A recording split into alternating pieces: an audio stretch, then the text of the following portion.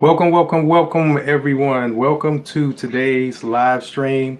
If you are here, thank you for taking time out of your busy day to, get some knowledge and get a better understanding of how to navigate through this crazy career life that we all have, especially for individuals that have recently graduated and they have their first job.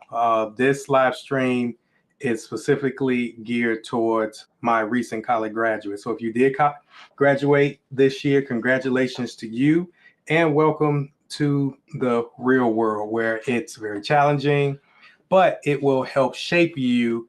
So you will live the life that you want to live. Because my main goal, specifically for recent college graduates, is to help you get jump started so you can be light years ahead of your overall competition that graduated this year with you or the year before, and in some instances, 3 years prior to that, right? Because once we get out of college, we've been so programmed in a sense of getting up, going to class, being told what to study for, getting into an overall routine. But once that routine is over with and you are trajected into the real world, it can be a game changer, right? So today's topic is setting boundaries as a new employee. Once again, this topic is geared towards recent college graduates, but if you are a seasoned employee and you've just obtained a new job, congratulations. So you can still use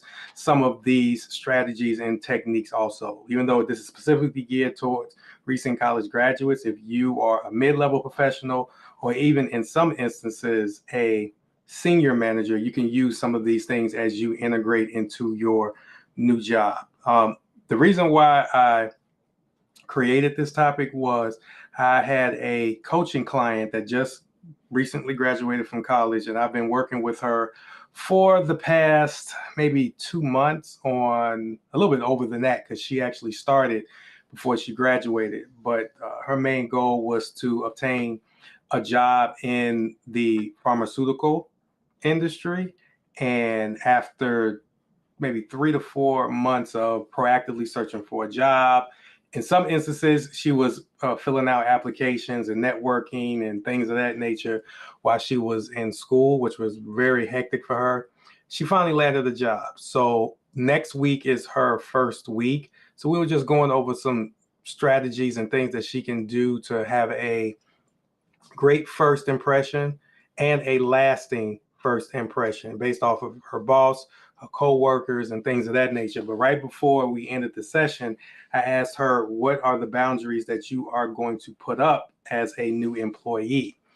And she looked at me like I had a horn stuck out of my head because she really didn't understand what I was saying. Because most people, when they actually get a new job, it's more about diving in head first, collaborating, long nights to prove yourself. That's fine and dandy. However, in this day and age, you want to be a little bit more strategic once you actually get a new job. So, what I'm going to do is talk about the 5 tips that I had to learn the hard way when it came to setting boundaries. Okay. So the first tip is actually defining both your personal and professional boundaries. You can't have boundaries unless you define them. And boundaries, I think in this day and age, most people look at boundaries as a bad thing, saying, hey, stay away from me. I don't want to be bothered.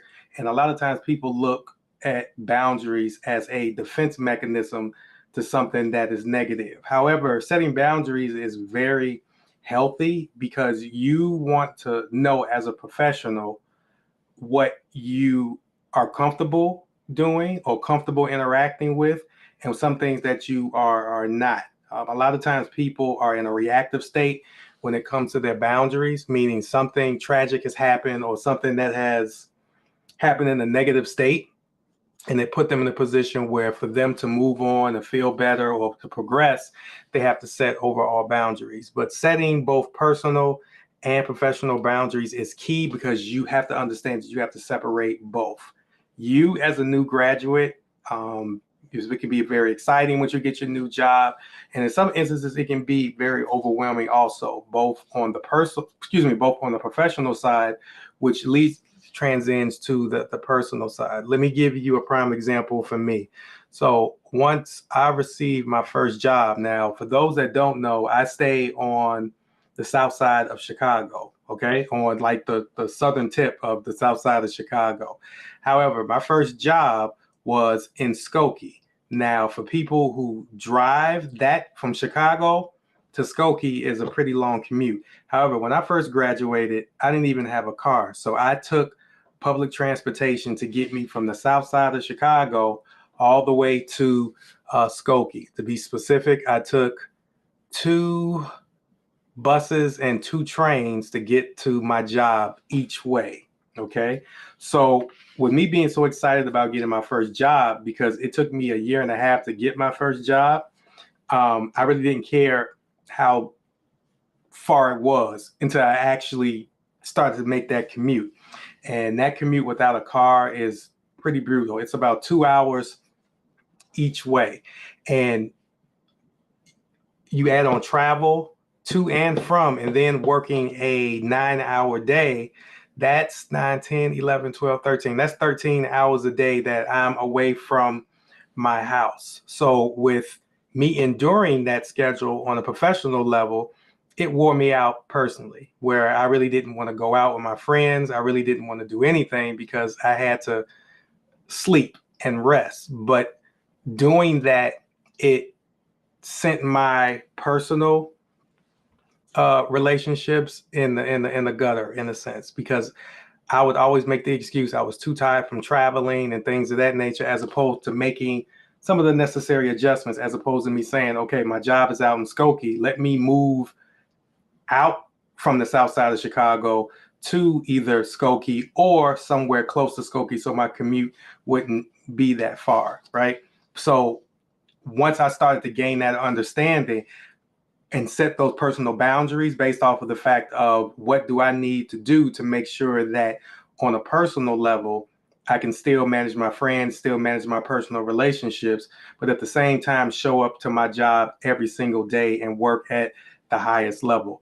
Before me setting those overall boundaries, I was very lost. I was all over the place. And with me being all over the place, that means you're not disciplined. And if you're not disciplined, it can cause a lot of rift and mayhem, both at your job and your personal life. So setting those overall boundaries helped me out both on a personal and professional level.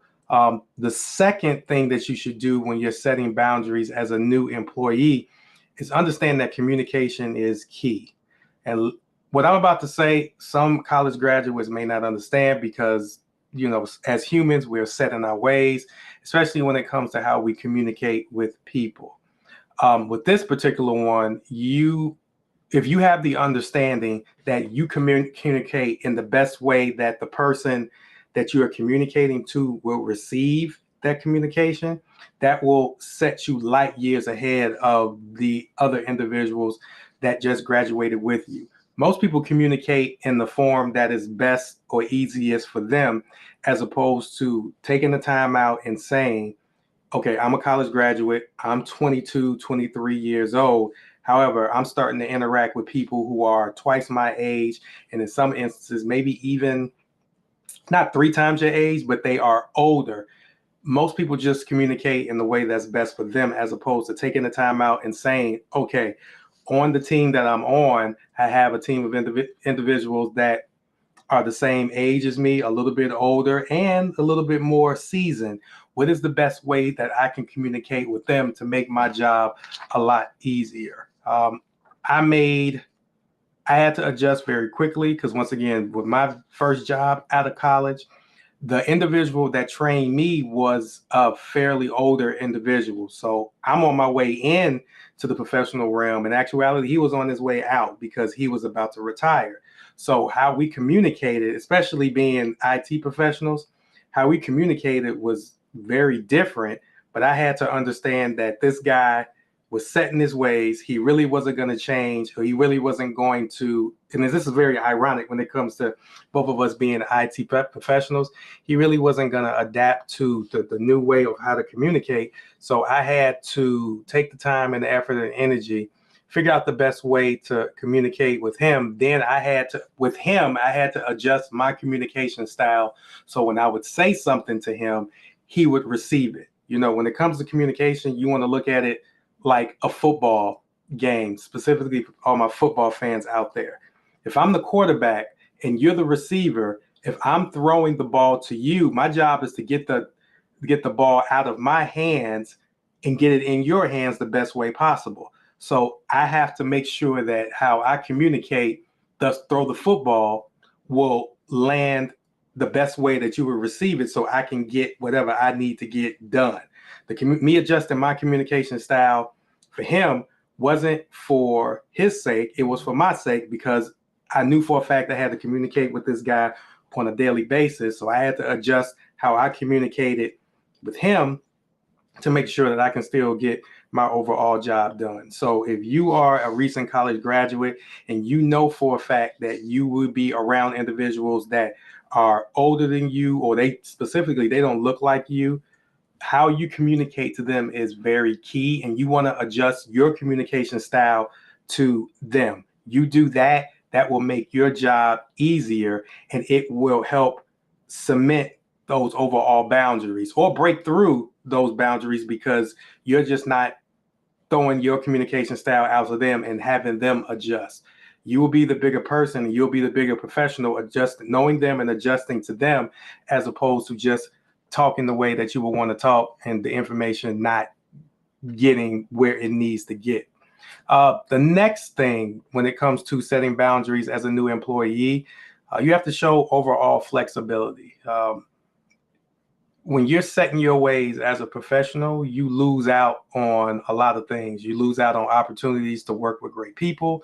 You lose out on opportunities for advancement, and you lose out on other ways that you can move forward with the overall organization. So I would highly recommend, when you actually show up to the actual job and you are in your day-to-day elements, show some overall flexibility. That flexibility could be, could you stay a little bit later? Not saying that you have to be used and abused and stay all day long.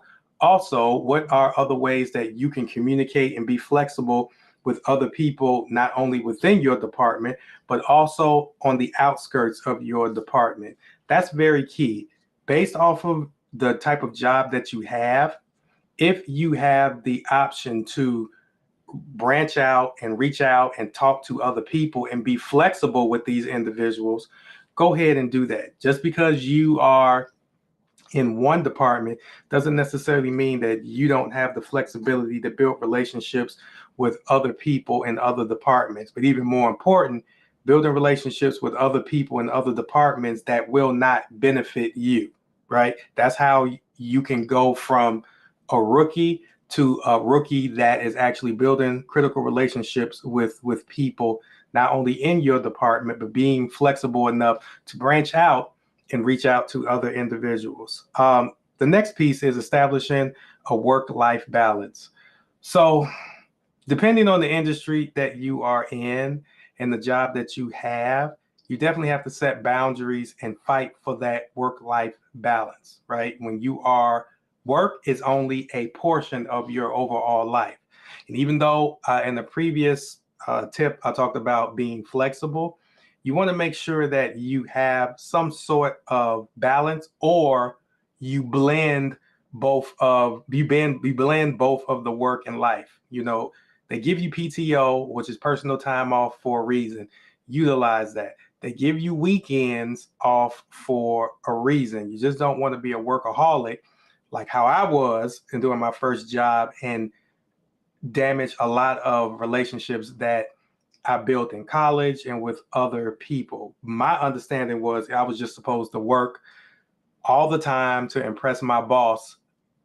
Little did I know, I had to understand that I needed to work smarter as opposed to not working harder. And once I realized that, I was able to get more done in my 9 hours that I was at my first job, so I can go home to relax and go home to be with friends and family and things of that nature, as opposed to burning the midnight oil, thinking I'm really carving a professional, not only will use the word dent, but carving a professional, doing great things and impressing my boss. Little did I know, my boss had to pull me to the side and say, once you leave your job, leave this stuff here. It will be here the next day. And once again, this is my boss telling me this. This is the person that's responsible for managing me and help manage my overall workload. He would tell me, since I was so stressed out based off of everything that I was doing at the job and the long commute, he said, leave it here. Actually treat it like an invisible hat. Once you walk out those doors, take that invisible hat off and leave it there, because regardless of the amount of time and effort and energy you put into a day, you want to make sure that you are very effective at your job, but the work is going to be there.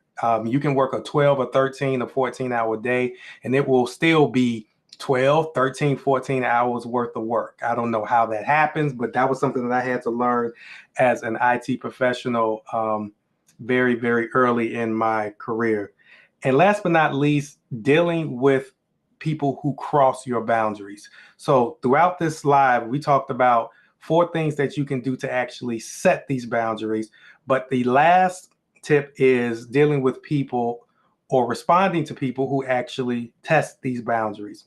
People are human, and they, regardless of the boundaries that they put up, regardless of the boundaries that you put up, people are going to test you. It's their human nature. So the biggest advice that I can give you is remain professional and always stand firm in the boundaries that you set. That does not necessarily mean that you have to be nasty and unprofessional, but if someone, based off of certain circumstances, want to test those boundaries, just clearly remind them, or in some instances, you have to let them know what your boundaries are, because sometimes people think that just because they think it, the rest of the world knows. You have to verbalize, aka the communication is key, these boundaries, to let people know that, weekends, I definitely will want to help you out, but usually weekends are more for me, but I will make sure that I make this a priority if it's possible. However, some individuals, whether your teammates or your boss,